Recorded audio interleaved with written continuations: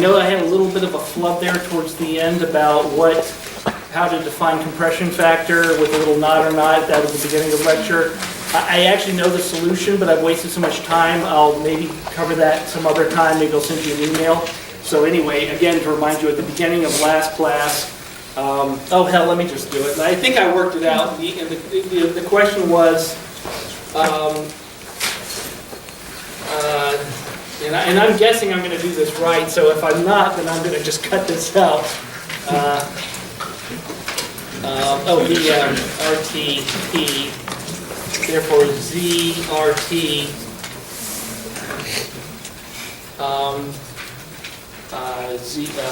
ZRT, okay. Now I think one of you is asking, like, what was the question? I already forgot. I was supposed to have like a little knot there or not, maybe? Yeah. Okay, so yeah, here's the solution. So, and I got really stuck on that. Now, I'm glad for you guys to ask questions during the lecture because I should be able to answer them, but oops. When you asked that question, I thought, yeah, you're right, there should be a knot somewhere. And the reason I thought was, this is a correction factor, so therefore it's correcting a perfect gas thing, so where is it? Right? Okay, so that turns out not to be the case. This is correct as written. All right, okay, for one, the knot is here, and I've replaced it with RT over P. So in that respect, that's a very low-level way to think of it, but there is no V naught there, or P naught. Now again, remember folks, the problem I had, in case I asked this on the test, is if there's a correction factor for PV equals nRT, then I should have a perfect gas pressure or volume per mole. And I don't. Now here's, and one way to say that is that I got rid of it. Another way, here's a more accurate way to think about this. Okay, now let's say we have our gas in the metal box. Okay, so the volume is the volume. Real gas, perfect gas. The volume is metal box, it can't be wrong. Okay, so that means that the pressure, is that the real pressure or the perfect gas pressure? Right, if that's where we're going to get, that's how I got stuck thinking about that. All right, here's the resolution. Okay, without this would be the perfect gas equation. But with that, let's say that Z, the compression factor, is like 0.5. That means that the pressure, the real gas pressure, is half what P equals nRT says it is.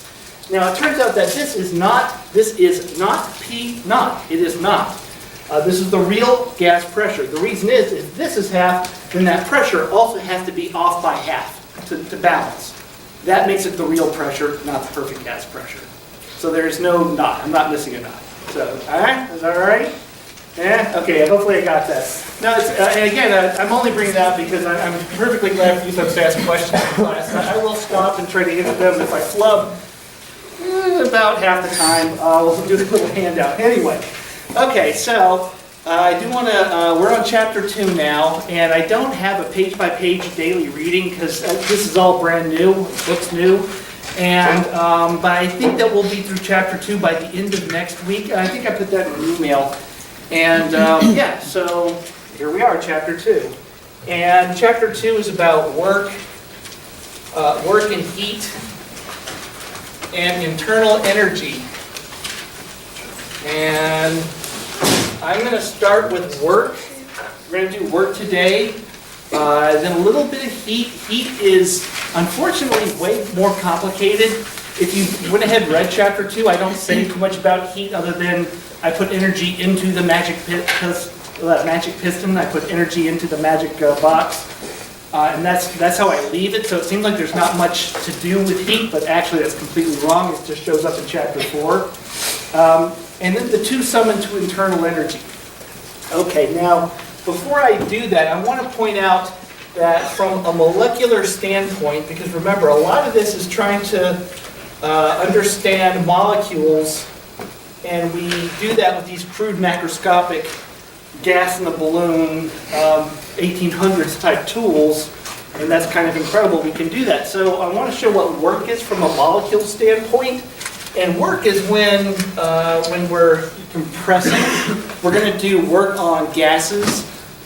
At the end of the semester, I'll show other types of work, but I want to keep this real simple because if I can show you work, one type of work, which will be work compressing a gas, it automatically applies to other types of work, like pulling a string. or expanding a surface. I'm actually going to show expanding a surface at the end of class because that's relevant to nanotechnology. Anyway, so I'm only going to focus on the work of expanding or compressing a gas for 99% of this class. Okay, so I'm pushing on a piston, so I'm just kind of drawing this as a wall. What happens is it hits a molecule and it ricochets off. And I'm actually going to try to draw this vector a little differently to try to get the point across, is that it whoops it over the head, right? Like a badminton game. You've given it some energy and it's off a little harder. So I've imparted energy into that molecule, knocking it backward. Once I knock all the molecules backward, I have give, and then I can push the piston a little bit further closed. Now, so this is work.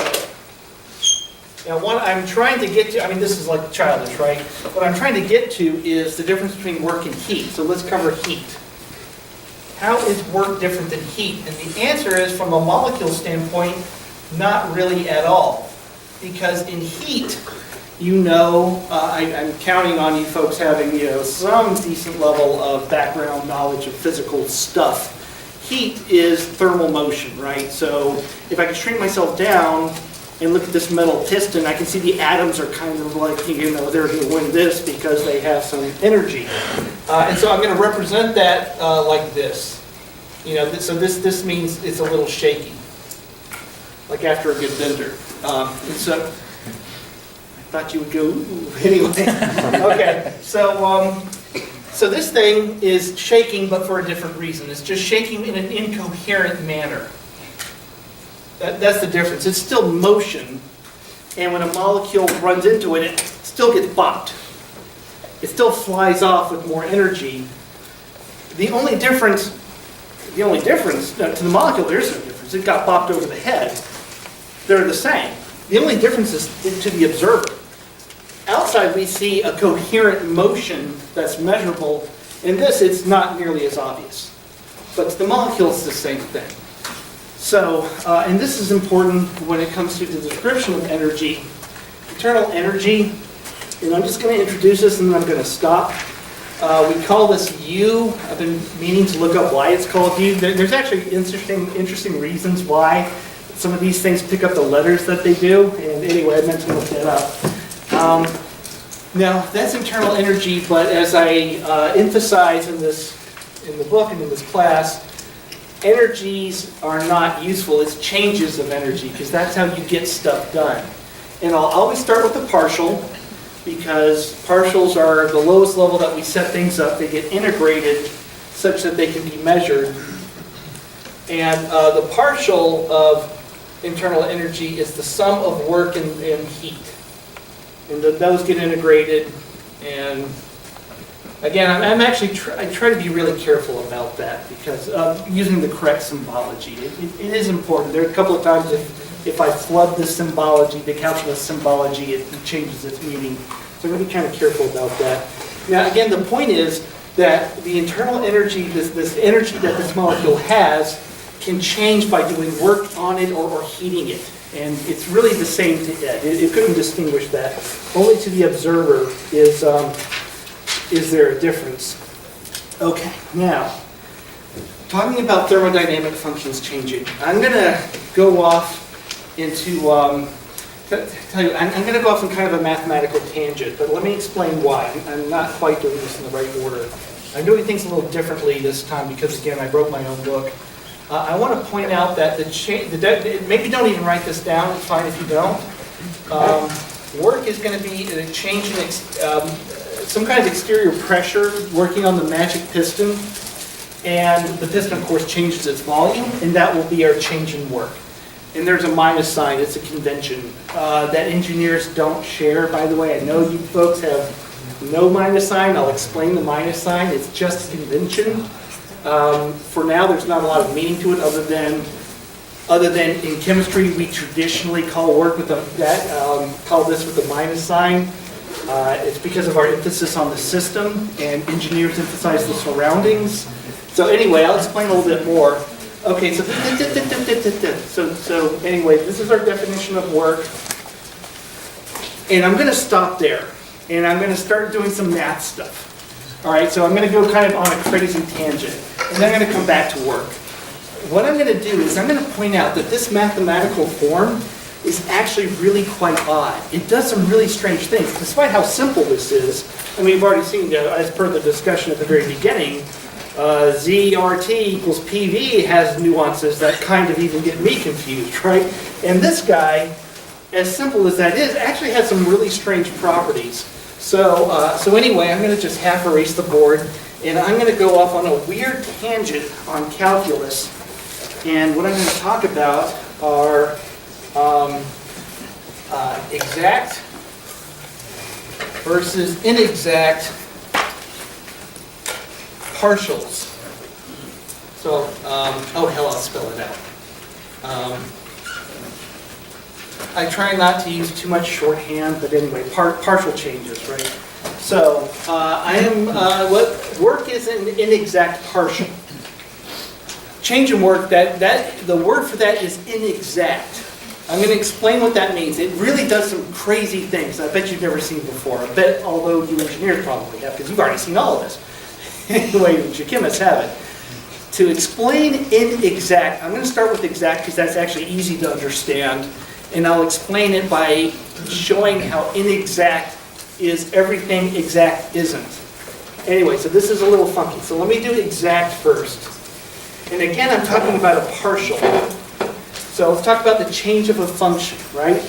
And let's say that change in a function, now of course, in this class, we have to be working with multivariable calc, and that's because PV equals nRT has at least 4 variables. I mean, there's nothing I can do in here that doesn't involve at least 2 things changing. All right, so there you go. Okay, so what? Now, this is a great way to start, but to get a measurement that is meaningful, all of this has to be integrated, so I'll integrate it, and there you go. So delta F is, okay, I'm going to actually leave these two in this integral form. Okay, now, exact means path independent. Okay, path independent. Now that's like, what? Path, unfortunately, comes often with another word after it, integral. Path integral. And when I hear the word path integral, I tend to freak out for good reason. Path integrals are unfortunately really quite difficult. Not so much in this class. I'm going to show you some path integrals, but I'm going to set them up to make them way easy. They can be much harder, but we're going to do these much easier. Now, to set up a path integral, to even understand what the heck am I talking about, I'm going to draw some things. I'm going to draw a change in x and a change in y, and we won't so worry what f is. I technically would have to draw this like a 3-dimensional plot, like I did. Remember that Friday where I drew a 3-dimensional plot of how x and y feed into the function, which was the z-axis? I don't need to do that because my function, or my change in function, is defined here. Okay, now, the point of a path integral, we'll do 1, 1. I'm going to make this as exact as possible. I'm going to give you numbers to work with, and that's why, again, I'm going to try to make this path integral stuff easy. So what I'm going from 1, 1 to 2, 2. So this is my initial state, that's my final state. The path is how do I do it? I go from here to here to here. Okay. Now, this is where this kind of, I will make this easy, but I swear to God, this can get blind hard. This is the path, and everyone understands a path. Integrals are integrals. But what's a path integral, right?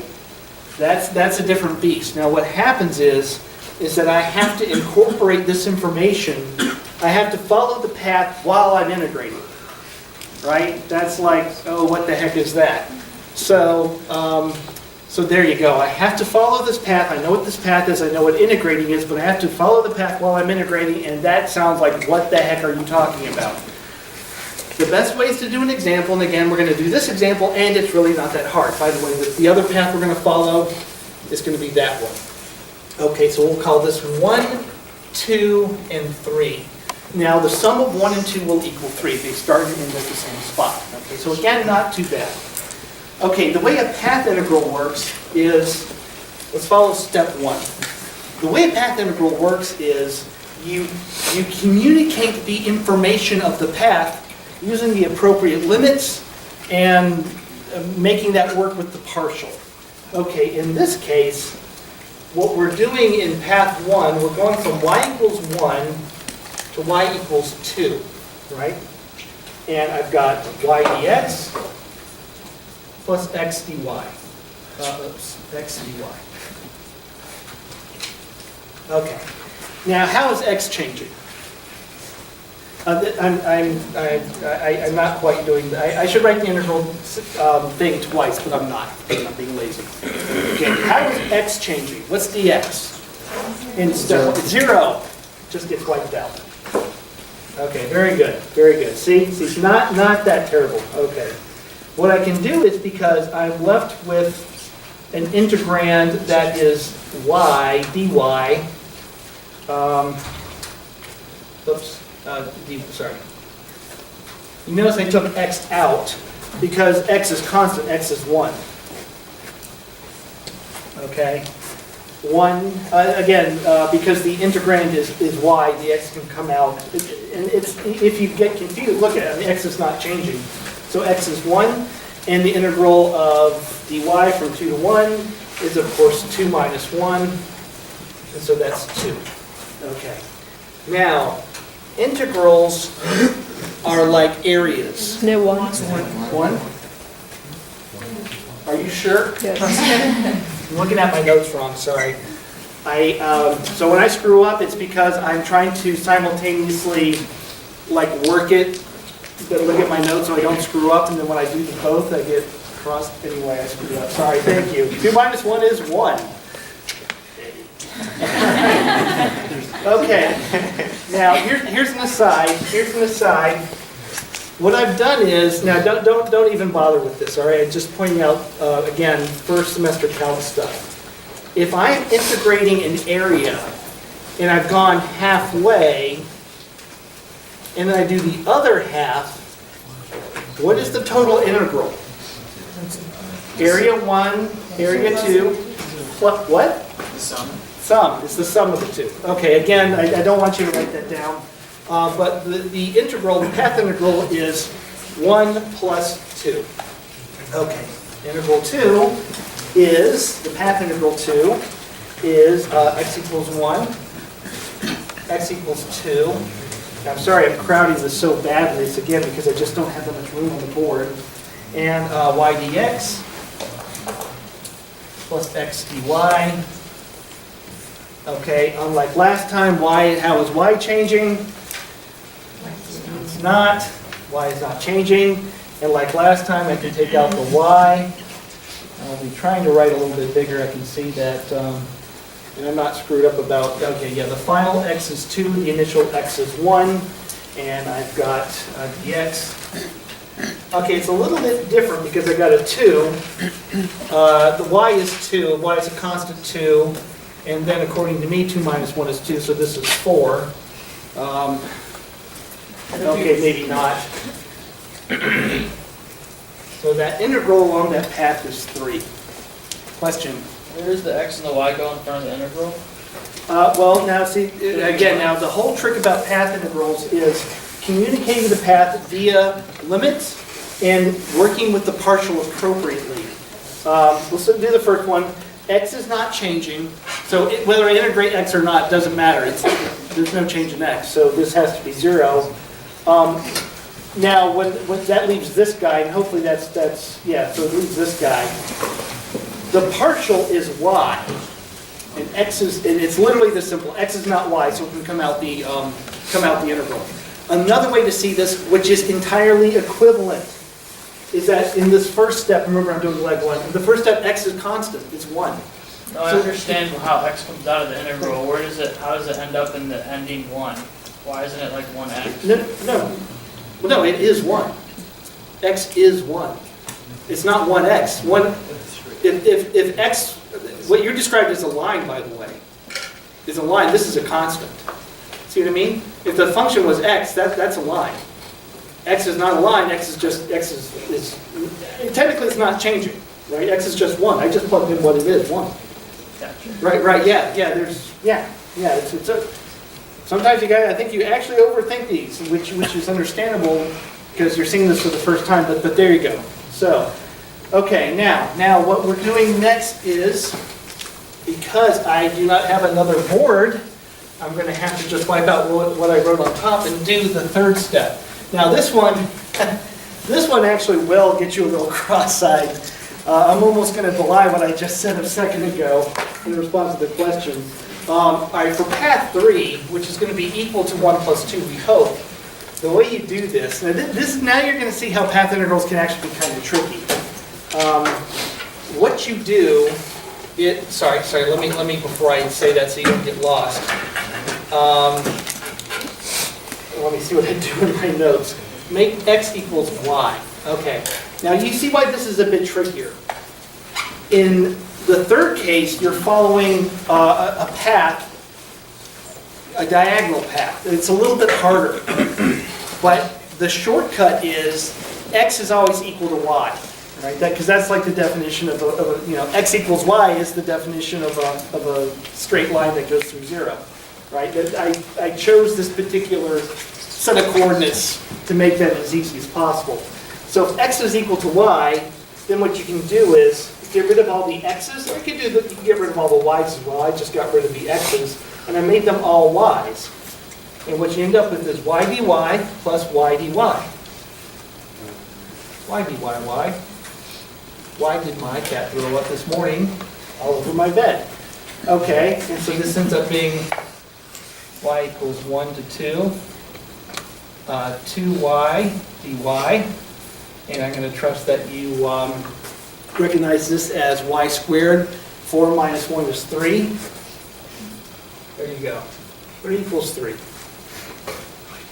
Okay, again, I know this whole path thing and this language may be a little unfamiliar. This is literally an example of what that means. You have literally done a path integral. I'm guessing your first path integral. Not hard at all. You can see how it can get a little bit tricky. And if you go further in math, you can imagine that you can have curvy lines. You can even have lines that are not lines, but planes that are curvy. Anyway, if you really want to be like a math minor or a math major, this can get all kinds of complicated. I've tasted a little bit of that. I actually have a math minor. But hopefully you know this simple example gets the point. Okay, now again, I want to point out that this is an example of an exact function, and this is the thing we're not really worried about. What I really want to show you is the inexact. Okay, exact, you just saw this example. We're going to do the same coordinate transform, but I'm going to give you an inexact partial. And it's going to do something, it's kind of cool. I mean, as much as math puzzles are cool, and I bet for the most part you're like, no, they're not. But if you do find them kind of interesting and fun, you're going to make a lot more money than that person who doesn't. So let's see, where am I at? So let's do the inexact. An inexact partial. Now I have to give you a functional form for that. Change enough. I'm going to call that y dx. And I stop. Y dx. Inexact. Y dx. That is not an exact partial. Now here's what that means. Let's integrate it, and we're going to have to follow the path. All right, we're going to do 1 plus 2, and this is actually going to be quite easy. We have the same limits, y equals 1 to y equals 2, y dx. All right, now this is the first half of that thing I had to erase, which is why I hate this board. There's no change in x, it's 0. Okay, let's follow path 2. You might want to write down that this is path 2. Again, my use of the board is rather limited, and so sorry about that. And that is y dx. Now this is exactly the thing, the second or first term I already forgot of what I just erased. And y comes out, x equals 1 to x equals 2, dx, and that's 2.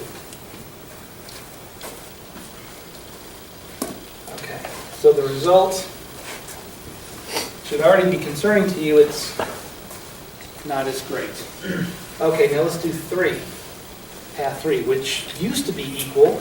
And again, this fortunately is a little bit easier. I'm going to follow that same trick. I'm not going to write that down. I'm going to make all the x's y's. And you have to admit, I'm not totally sure why that's necessarily justifiable. It's like what we had before, except that it's not 2y dy. Because basically half the partial is gone now. And that means I'm going to get half the answer. And I'm just going to work it anyway. So that's 1/2. As I mentioned to you, the way I do integrals is I reverse engineer. I don't know that's a good way. I've been told it's actually a terrible way to do integrals is reverse engineer the derivative. Anyway, 1/2 y squared to do the derivative, y dy. 4 minus 1, half though, 3/2. So there you go. Again, the point is that the path matters. When I have an inexact partial, the partials have to be integrated, or they have no meaning. They have meaning, they're just 0, so who cares? They have to be integrated.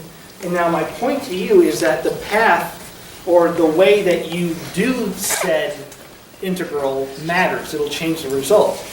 Also recall, hopefully you see more and more why I've been harking, I said that even on day 1. When you're doing calculus on things that are real, they correspond to actions. Actions that you can visualize or do yourself.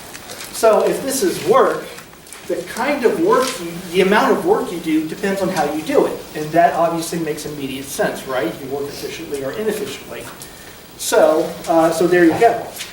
Now, I have to admit, I am following my notes a little funkily. Now I want to apply this to work. First I want to justify what our formula for work is, and I know the engineers have this a little bit different, and then point out what it means for work to be inexact. So, one thing to be careful of, I know this is the beginning of the class, but since I know how the class ends, and fortunately not with the bomb dropped in, did you watch the video? Anyway, you know what I'm doing at the end, right? You guys see that? With the plane? I saw the plane. Well, now hold on. There was a plane in one of them. Then I think I had an Optimus Prime in one of them. Anyway, every class I end the video slightly differently. So last time a bomb dropped. You may notice that I was saying run for your life. I did that on purpose because I knew I was going to add a bomb at the end of the class.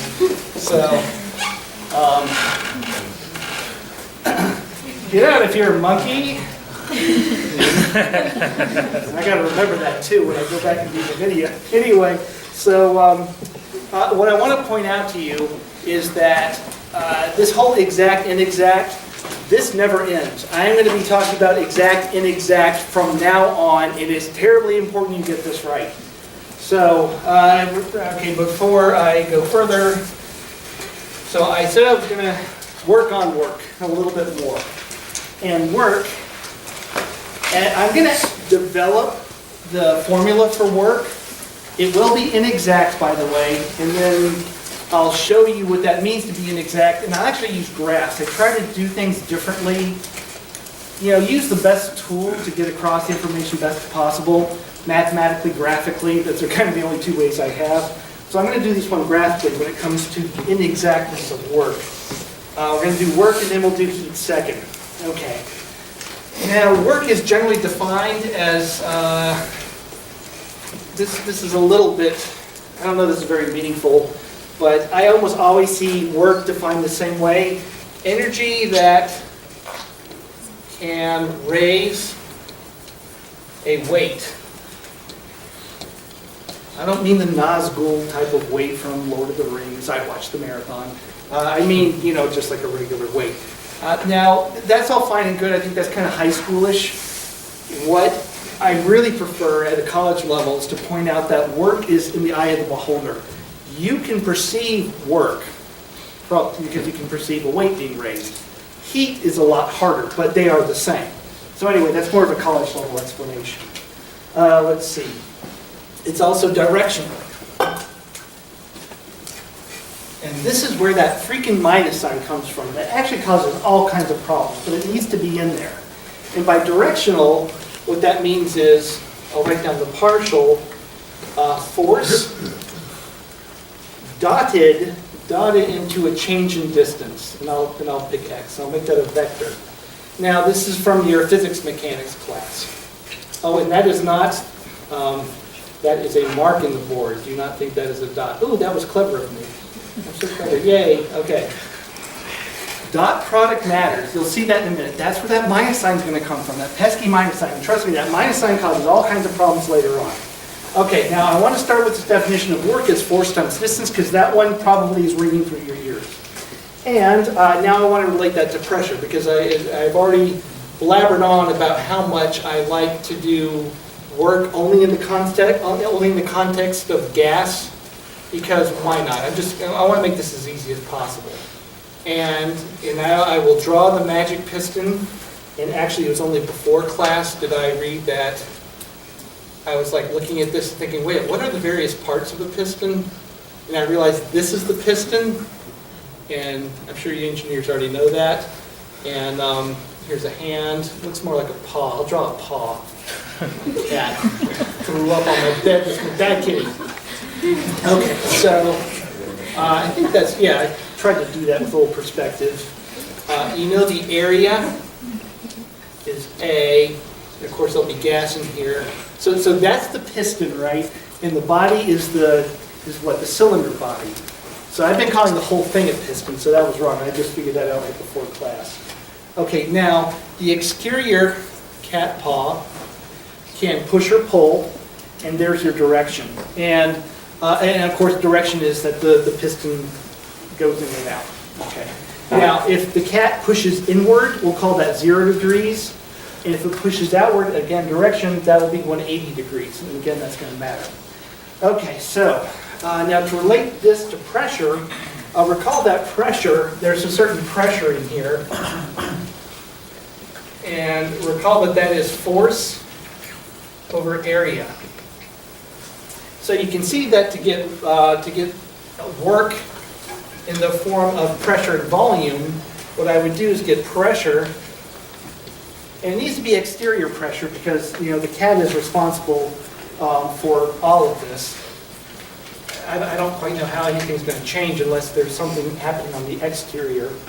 Okay, now to get force out of that, I'm going to multiply that. I'm going to use an X for multiply because I'm going to have to be careful about a dot because a dot is a dot product.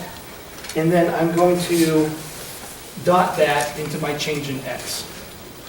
And again, we'll say that this is in the X direction. Okay, so that's sensible. Okay, then I've got force per unit area times change in distance. Okay, so that works. So I'm getting close to PV. And okay, so PEXT and a little shorthand there. Now it turns out that, what am I doing? Oh, right. If you sweep this a certain distance, an area times the distance is what? Volume, right. Do I want to say delta volume? P delta V. Except dot product. Okay, dot product. I swear to God, in all these thermodynamic proofs, whenever PV appears, and it appears all the time, it always picks up a minus sign. Nothing else does that. And it's because of this. Okay, dot product. Cosine, right? Cosine of the two angles. Hopefully you remember that. If not, cosine. Dot products are cosines. 0 degrees, cosine of 0 is 1, right? But what's delta V? Am I increasing or decreasing volume? Decreasing. It's kind of obvious. So I'm going to pick up a minus sign because the volume change is negative. Okay, well the volume change is positive if I had gone 180 and the cat pulls instead of pushes. Right? Yeah.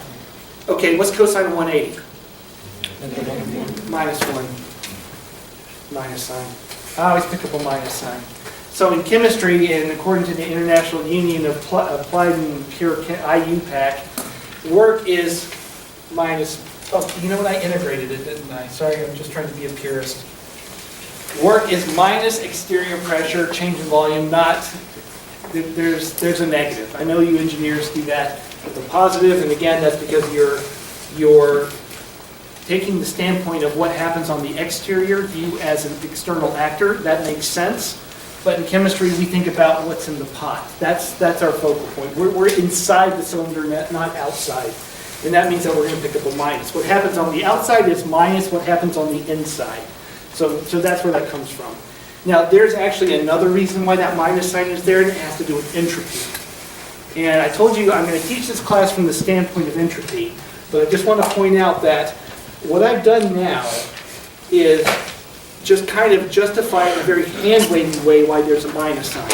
There's a more fundamental reason why there's a minus sign that has to do with entropy. But I don't want to go nuts on that right now. We'll cover a little bit more of that later. Okay, now there's a couple of things to consider, and this is the kind of thing, now you've already seen me prattle on and on and on and on and on and on and on about what's plus and what's minus. And this one is kind of important. This is fairly horribly important, and it keeps coming up. A lot of this class, a lot of the foundation begins at the beginning. That makes sense, but understand that if you don't, I don't want you memorizing stuff, but this is one of the ones you want to remember. Question. I was going to say that is the standard for engineering usually. A minus sign? Yeah, work done on a system is defined as being positive. So if you decrease the volume, you've done work on the system that produces a positive value of work. Well, right. So here, let me define positive work. That would be, all right, so are we saying this positive work is a compression then? Yeah, work Yeah. done on a system. Right, on the system. And in chemistry, we always take the standpoint of the system. So that would be, we're speaking the same language. Yeah, But I thought in engineering, you always take the standpoint of the exterior actor being you. I mean, you can take whichever one you want. That's as long as mechanical engineers usually. Mechanical Mechanical engineering, You can, or you you're can take either standpoint as long as you define it. define it. Oh, yeah, sure. Now, I just remember in class, this is the 10th time I've taught this class, I remember some folks saying, no, wait, we don't have a minus sign. Well then, in which case you're talking about the exterior. Yeah. So anyway, so folks, I know, again, so this is an issue in engineering, or apparently mechanics, is that what? Yeah. Don't get this wrong, all right? I only take off a point because it's only worth a point, but on exams or homeworks, if you forget the minus sign, it's a point. So, sorry, but I've got to stick with the exact definition. So yeah, positive work is compression. Again, this is one of the ones you really got to know this, kind of at heart. And there's a way to remember that, other than this is what the formula does. There's another way to remember that. What does it mean to be positive? You're storing energy, right? If you compress the thing, let's compress the piston, then put a linchpin in it, and then if you walk away from it, you can get work out of it by releasing the pin at a later date. That's positive, right? That's storage of energy. It's like an energy bank. It's positive to storing to it. Negative work is expansion. And one way to think about that, again, multiple ways. The formula says that. So I want to give you multiple ways depending on how you think. You can either say, well, the formula just does that. Fine, perfect. Or you can say that you're releasing the energy content, and so it's a loss, it's negative. That's another way to think about it. Now again, let me foreshadow a little bit more about what's going on. When we're going to do some really complex proofs, thermodynamic proofs, and as you've seen, I care a lot about, is it positive, is it negative? This is the answer. So this is again why you got to get this straight. And I do a lot of thermo proofs. Okay, so all right, last bit, and we're going to end there. I may just go a minute or two over because I really kind of blew a lot of time at the beginning. Sorry about that. I know that's not your fault, but anyway, and then we'll do whatever we want in the next hour, but not cancel. I never cancel. All right, now notice that. Let me put this back in partial form because it is more familiar as what I had just written as an inexact partial. So this is work. Work is path dependent, and so that I have to have paths to this. Now, other than like trying to graph some funky ways of changing the volume of the magic piston with or without my cat, I'm going to give you a different set of tools to define path dependence that do not produce the same work, even at the same starting or endpoints. And that is, I'm going to call reversible or irreversible. And it matters how I integrate. Just like, again, path integrals, the result will change depending on how I integrate, just like what I said before. Okay, now let me do irreversible first. Irreversible is easy. Don't do anything. In irreversible, and this is also, I'll integrate. Again, I'm going to try to be a purist on my mathematical notation. Now I have to integrate this.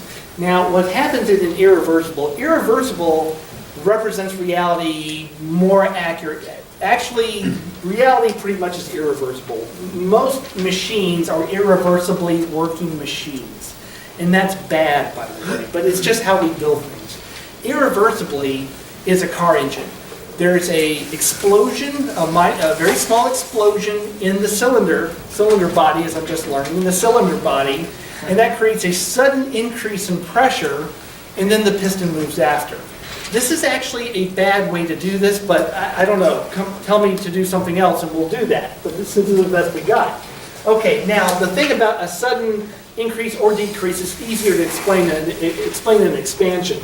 In a sudden, let's say, external increase, sorry, that's a compression. Anyway, in a sudden external increase in pressure, it's constant. So it can come outside and you get the same formula I had written down earlier. That's it. This is the easy case. You want me to ask irreversible questions on homeworks and exams because this is the easy one. And I don't have much to say about that other than what we like to do is draw external pressure versus volume. And let's see, what did I do? I said there would be I was doing the example of a compression, right? I said compression. So there's a sudden increase in pressure, and then bammo. Then the volume, of course, shifts downward. Now, this is integrated, so I want to point out to you that the result of the integral is the total area. Okay, and that works because there's no such thing as negative volume, and there's no such thing as negative pressure. So the area of this rectangle would be the work. Remember that integrals are areas under curves. The setup that I have to give you, initial pressure, there's a sudden increase in pressure. You could use PV equals nRT to get the final volume. I gave you the first volume. And now you can draw a rectangle and then get the area. It's unbelievably easy. Example problems in the book, you'll do homework problems. It's shockingly easy. Reversible. That's a little harder. Kind of. I mean, again, anyone who's had high school calc can do reversible. I'll explain what reversible and irreversible, they actually have deeper meanings. Okay, in a reversible situation, what you're going to do, and this is kind of easy to understand, it's actually maybe even slightly easier to understand, it's just machines don't work this way. My cat is pushing on the piston and then pushes harder and harder. That's literally, right, that's pretty easy. So what happens is the exterior pressure is actually matched to the interior pressure. This is important. When I'm talking about interior, I won't specify. I'm not going to say INT or system. I just leave it alone. You see what I mean? I just leave it alone. P or U's or W's and all that. So the exterior is matched to the interior. Again, what did the cat do? The cat started out not pushing and then pushed harder, but slowly. It's like there's like feedback, right? So the cat pushed a little bit, then the cylinder pushed back, so then the cat pushed harder, bit by bit by bit. It's very, very simple. Now, where it gets more complicated, though, is that pressure is now hiding the integrand. Okay, so now we want to integrate work. Notice I've changed exterior pressure to interior pressure. And again, why this gets a little bit harder is that you've picked up V, which is, again, the integrand. And now that affects the result of the integral. And I should have put a VI and a VF there, so sorry about that. And I've lost a minus sign. And I hope that this isn't too hard for you to read up at the top. But you should know that the integral of 1 over x is natural log. Okay. So that is reversible. Again, sudden change. Most machines actually work that way. It's irreversible. Reversible is a slow, deliberate action, which actually works better. We're going to cover that more. That's actually a more efficient way to do work. But it's also impractical. I mean, the kitty slowly pushing on the piston, that doesn't work inside. It would work inside your car, it's just your car is going to go really slow. Okay, those are different. They have different integrals. So let's draw irreversible. Here's the irreversible situation that I just drew a second ago. Reversible actually does like this. It connects the two. Because remember, the exterior pressure is equal to the interior pressure, so you get kind of like a 1 over x type curve connecting the initial state, in case you forget in your notes, initial state and final state.